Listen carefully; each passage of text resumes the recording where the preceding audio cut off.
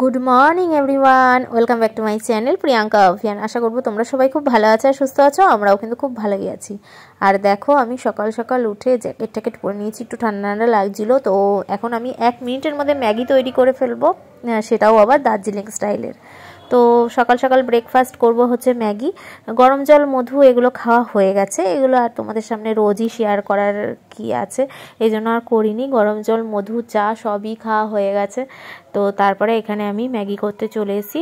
আর মারা খাবে হচ্ছে রুটি তরকারি। তো আমার আজকে আর রুটি না খেতে ইচ্ছা করছে না। গ্যাস দেখেই বুঝতে পারছো যে রুটি করা হয়েছে, কারণ গুঁড়ো গুঁড়ো পড়েছে আটার। তো মা, বাবা আর ভাই খায় ভাত। তো মা বাবা ওরা রুটি খাবে, আর আমি এখানে ম্যাগি করতে চলে এসেছি। তেলটা একটু বেশি পড়ে গেল, আমি সামান্য পরিমাণ দিতে চেয়েছিলাম ম্যাগি সিদ্ধ করার সময়। তো আমি করব হচ্ছে দার্জিলিংয়ে না গরম গরম ঠিক এরকম স্টাইলের ম্যাগি করে, মানে যে স্ট্রিট ফুডের দোকানগুলো থাকে না।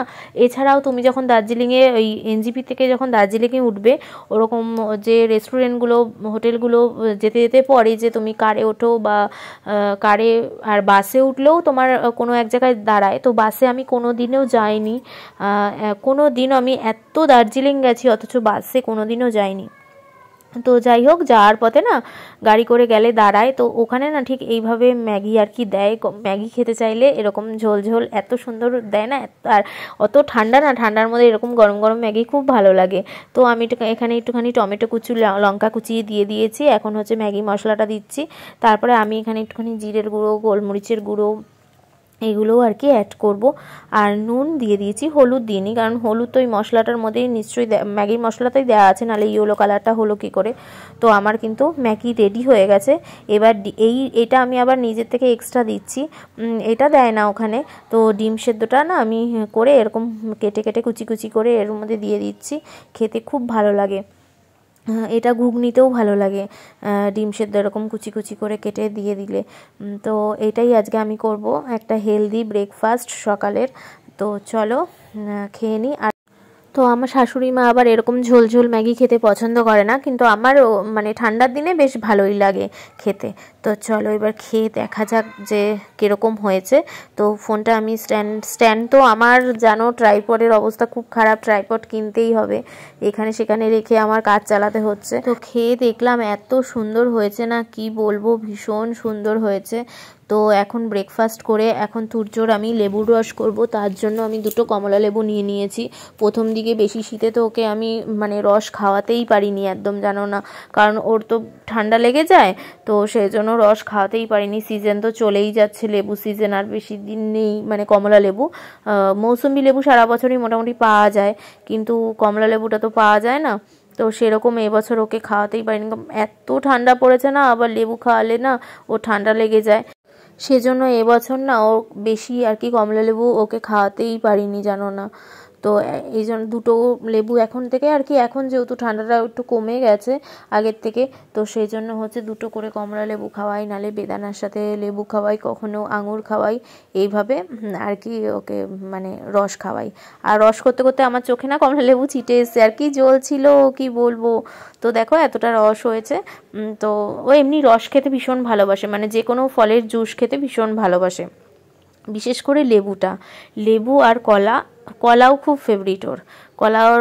কলা খেতেও খুব ভালোবাসে, লেবুর রস খেতেও খুব ভালোবাসে। বেদানাটা অতটা খেতে চায় না, একটু কষকষ লাগে, তো সেজন্য খেতে চায় না, তাও আমি খাওয়াই জোর করে। আর এই ছোকলাটা ফেলবো কেন, এই দিয়ে একটা ফেসিয়াল হয়ে যাবে। তো ওর যে লেবুর রস করে যে ছোকলাটা ছিল ওটাই আমি মুখে মেখে নিচ্ছি, মেখে 5 মিনিট রেখে দিয়ে ধুয়ে নিয়েছি। দেখো এত সুন্দর আর কি ভালো মানে গ্লো করছে না, কি বলবো।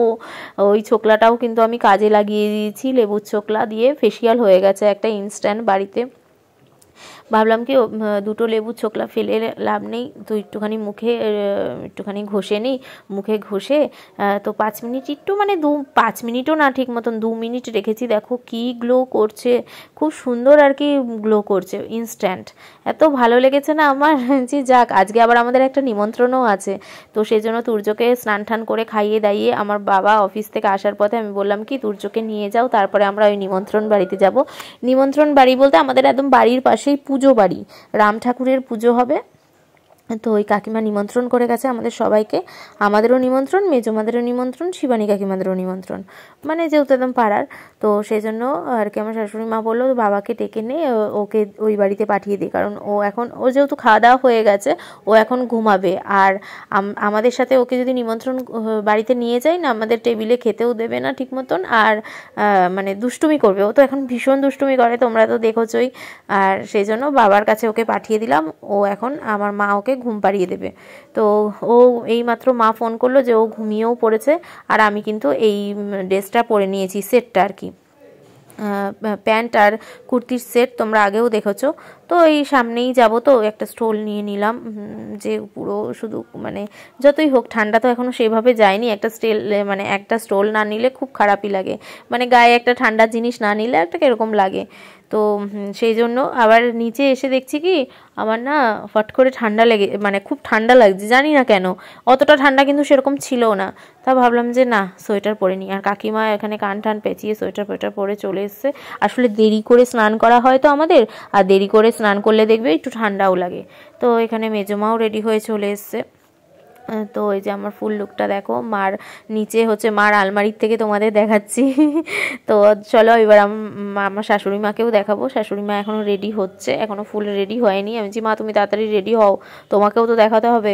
তো এই যে মাও কিন্তু ফুল রেডি হয়ে গেছে, আমরা আগেই হয়ে গেছিলাম, মা এতক্ষণ পর রেডি হলো। এই যে কাকিমা আবার দিয়াকে ডাকতে গেছিল।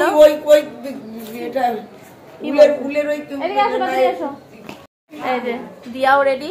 তো চলো আমরা এখন যাচ্ছি প্রসাদ খেতে, নিমন্ত্রণ বাড়ি, পুজো বাড়ি, রাম ঠাকুরের উৎসব হচ্ছে ওখানে, তো সেখানে যাচ্ছি। তো আমরা কিন্তু পুজো বাড়িতে চলেও এসেছি, একদম আমাদের বাড়ির পাশে। আর দেখো রাম ঠাকুরের দীক্ষিত আর কি। তো এখানে কি সুন্দর করে জায়গাটা সাজিয়েছে, কি বলবো, এত সুন্দর লাগছিল না। তুলসী গাছটাকেও কি সুন্দর শাড়ি দিয়ে মঞ্চ ভিতরে আর কি করেছে, মানে এত সুন্দর সাজিয়েছে কি বলবো। তো বেশ ভালো লাগছিল, ভীষণ সুন্দর লাগছিল। তো এখানে আমরা একটু প্রণাম করে নিলাম ঠাকুরকে। তারপরে এইটা হচ্ছে কাকিমাদের বাড়ি, যে কাকিমাদের বাড়িতে আমরা গেছিলাম। তো সেই কাকিমার দের বাড়িতে আর কি পুজোটা হচ্ছে। আর অপোজিটের মাঠেই আমাদের সমস্ত পাড়ার যত অনুষ্ঠান হয়, মাঠে যেহেতু মাঠটা অনেকটাই বড়, তো সবাই এখানে মাঠেই আর কি খাওয়া দাওয়ার ব্যবস্থাটা করে সব অনুষ্ঠানেই। তো আমরা কিন্তু আবার ঠাকুর প্রণাম করে আমরা কিন্তু খাবার টেবিলে চলে এসেছি। তো এখানে এখনও কিন্তু আমাদের খাবার দেওয়া স্টার্ট হয়নি।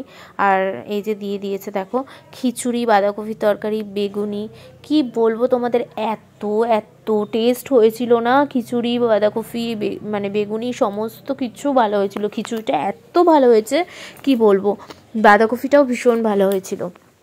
দেখবে ঠাকুরের প্রসাদ না আলাদাই খেতে ভালো লাগে, তো একটা আলাদাই টেস্ট চলে আসে প্রসাদে। তো ভীষণ ভালো হয়েছিল রান্নাবান্না। তো আমি তাই দিয়াকে বলছি, বলো কি ভালো হয়েছে রান্নাবান্না, ভীষণ ভালো হয়েছে, ওটাই আর কি বলছি আমি। তো এখানে হচ্ছে চাটনি, পায়েস, পাঁপড়, মিষ্টি, এত কিছু কিন্তু ছিল তার সাথে। তো আমি বাড়ি চলে এসেছি, বাড়িতে এসে একটু বিকেলবেলা রেস্ট নিয়ে আবার সন্ধ্যাবেলা দেখো সোয়েটার পরে তারপর রেডি হয়ে নিয়েছি। এখন আমাদের আবার নিমন্ত্রণ হচ্ছে মেজমার বাড়ি, সেটা হচ্ছে কফি পিকনিক, কফি আর কি, কফির নিমন্ত্রণ, পিকনিক বললে ভুল, মেজমার বাড়িতে কফির নিমন্ত্রণ।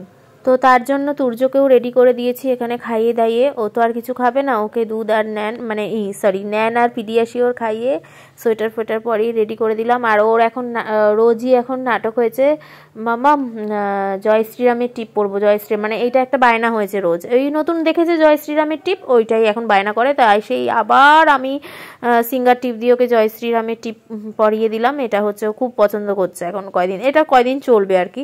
তো তারপরে এখানে মেজমার বাড়ি চলে আসলাম। জেঠু তো তুর্যর পিছনে যেরকম লাগে লাগছে, উপরে ওঠ, আর ও উপরে উঠবে না, নিচে দুষ্টুমি করবে। আর মেজমার বাড়ি এই ঘর ও ঘর করতে থাকে। এই শিবানী কাকিমা দিয়ারও আর কি নিমন্ত্রণ ছিল, তো ওরাও কিন্তু চলে এসছে, তাই হাই বলছে। আর এখানে টিভি চলছে, তো সেই জন্য আর আমি সাউন্ড দিচ্ছি না, তো গান টান আর কি চলছে।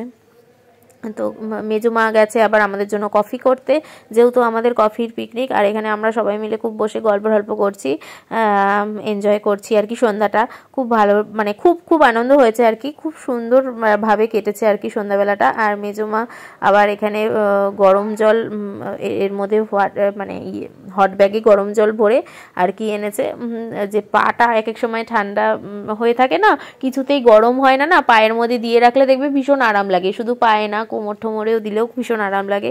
তাই জন্য মেজমা আবার জলটা নিয়েছিল নিজে। এবার আমি বলছি সত্যি মেজমা কি আরাম লাগছে। মেজমা আবার আমার জন্য আবার গরম জল করে ওই হট ব্যাগের মধ্যে ঢুকিয়ে আবার আমাকে দিল, যে নে তুই পায়ে হাতে দিয়ে রাখ, বসে থাক, এরকম করে। গেলে পর মেজমা ভীষণ ভালোবাসে, খুব আদর আপ্যায়ন করে। আর এখানে দেখো কফি এনেছে, আর তার সাথে আবার লোটে মাছের চপও এনেছে। তো দোকান থেকে লোটে মাছের চপ এনেছে, তার সাথে স্যালাড, ধনেপাতার চাটনিও দিয়েছে। আর লোটে মাছের চপটা এত ভালো ছিল না খেতে, কি বলবো, এত ভালো ছিল, মানে ভীষণ ভালো ছিল। তো মেজমা আবার তরুণের জন্য আর ভাইয়ের জন্য লোটে মাছের চপ দিয়ে দিয়েছে। তো আমার ভিডিওটা ভালো লাগলে কিন্তু অবশ্যই লাইক শেয়ার করে দিও।